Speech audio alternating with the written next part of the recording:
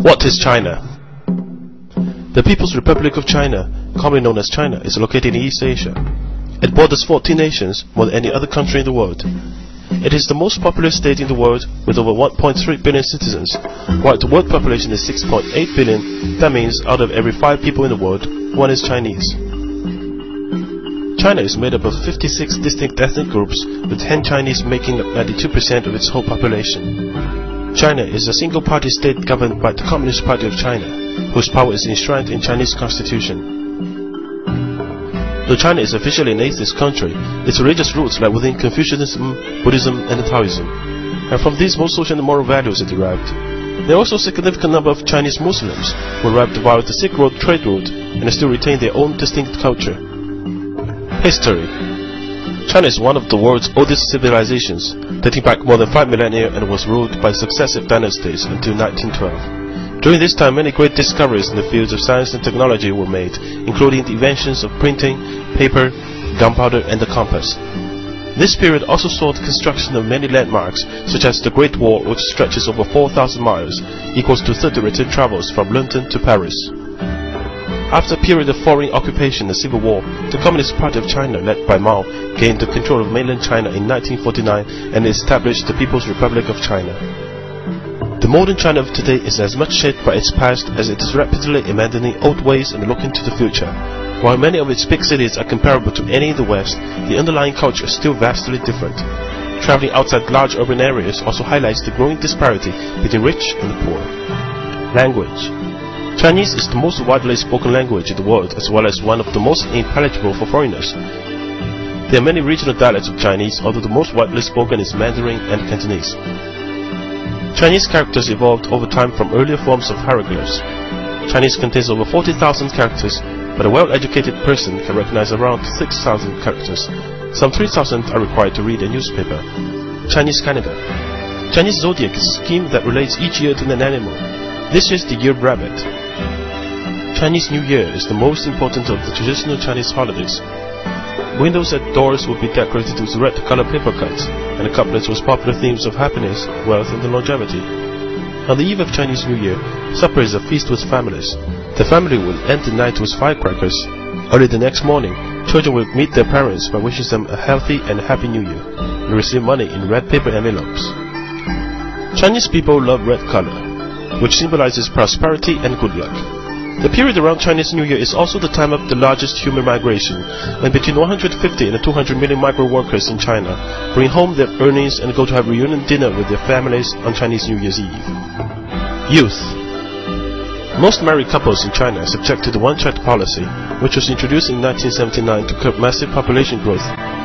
It is believed to have prevented more than 300 million births since then.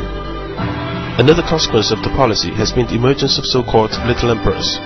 A generation of self-centered consumers has developed. While the Chinese education system has rapidly developed, there remains a heavy emphasis on passing exams. The upshot of this is that exams dictate the curriculum. While Chinese students can master and memorize incredible amounts of knowledge and information, they often lack the ability to critically think, develop their own opinions, and engage in creative activities. Due to the propensity for preferring sons over daughters, China is facing a large population imbalance, with currently around 120 boys born for every 100 girls. By 2020, there will be 30 million more men than women. Economy. Since economic opening up and reform policy began in 1978, China's economy has grown 90 times bigger and is the fastest growing major economy in the world. China's annual average GDP growth is predicted to be 9.5% for the period of 2011 to 2015. It is the world's largest exporter and the second largest importer of goods. It is also now the world's second biggest consumer of luxury goods. It now has the world's second largest GDP at about $6 trillion, 40% of the United States. Although its per capita income of $4,300 is still low and puts China behind roughly 100 countries, China's growth has been uneven when comparing different geographic regions and the rural and urban areas. Development has also been mainly concentrated in the eastern coastal regions, while the remainder of the country are left behind. In the past decade, China's cities expanded at an average rate of 10% annually, a scale unprecedented in human history. China is a country crazy for skyscrapers to show its economic booming. More than 200 skyscrapers are being built here now. Within the next 3 years, there will be 1 skyscraper completed every 5 days in China, which will make the total 800 in 5 years' time, 4 times as many in the States. China is the world factory. 1 out of every 3 household appliances, 3 toys, 2 pairs of shoes, 2 shirts are made in China. It has now become the world's largest energy consumer, but relies on coal to supply about 70% of its energy needs. Leading Chinese environmental campaigners have warned that water pollution is one of the most serious threats facing China now. Yet with $34.6 billion invested in clean technology in 2009, China is the world's leading investor in renewable energy technologies. China produces more wind turbines and solar panels than each year than any other country in the world. Food. Being such a large and ethnically diverse country, each region has its own local specialities which the Chinese are often keen to try and introduce to others. Generally, you will find hot and spicy food in the west and central China, and a cooler food in the south and the north. A Chinese dining table is usually round, allowing everyone to engage equally in conversation. It will be set empty bowls, plates, and chopsticks for each person. Food dishes are placed into the center of the table to be shared between everyone.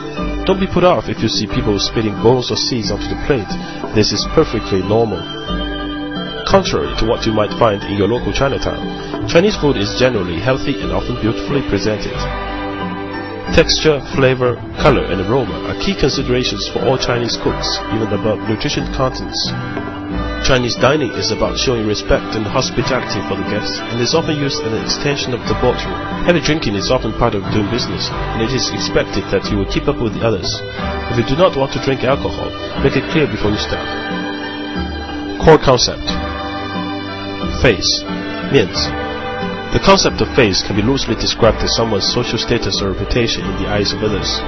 Throughout the Chinese person's life, it must be maintained and enhanced through giving to and receiving from others in both words and actions. It may be something as small as who gets in the lift first, to the awarding of a multi-million-dollar contract, but without it you will have very little power or influence. To make someone lose face or even unknowingly is a huge dishonor and could mean the end of a relationship. Connections. 关系. 关系 literally means connections or relationships, and essentially boils down to exchanging favors. You scratch my back, I scratch yours. It can loosely be compared with the idea of network in the West, but usually goes much further in terms of developing and nurturing the relationships through social exchanges and favors, which must be repaid at greater value in time. Relationships between families, friends, and the business of associates are often closely interwoven. In such an environment, issues of corruption are not uncommon when guanxi obligations take precedence over normal rules or laws. The doctrine of the mean, 中庸. Known as the doctrine of the mean or Buddha mean, this concept involves balancing one's position among a group to maintain conformity and a sense of harmony. To do this while still achieving one's personal objectives is considered by the Chinese people to be the ideal way of living. This can be applied to the workplace, where one should behave in a way which is seen to be neither ambiguous nor lazy at the same time. Chinese people never openly criticize, ignore, or make fun of a person in front of others, even jokingly.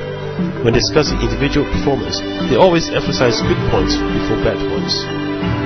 Differences. Chinese people may ask you personal questions or make observations about your age, income, religion, or appearance, but don't take it personally. Likewise, Chinese rarely say please or thank you, as it is seen as a necessary formality between friends or family. In a Chinese meeting, often only the most senior attendees will talk, and all questions should be directed to those people. Silence is not a sign of weakness in China. Often the unsent message is more important than what is being said verbally. To be successful in China requires different ways of thinking. A famous Chinese historian professor put this well.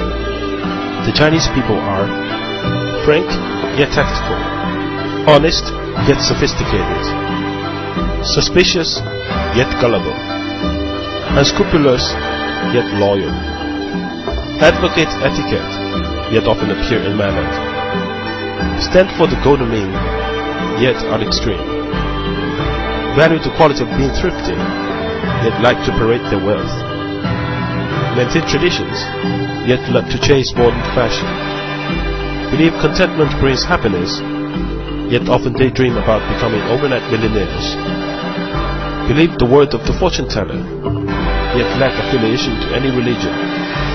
This is China, one big contradiction which refuses to be placed in a box.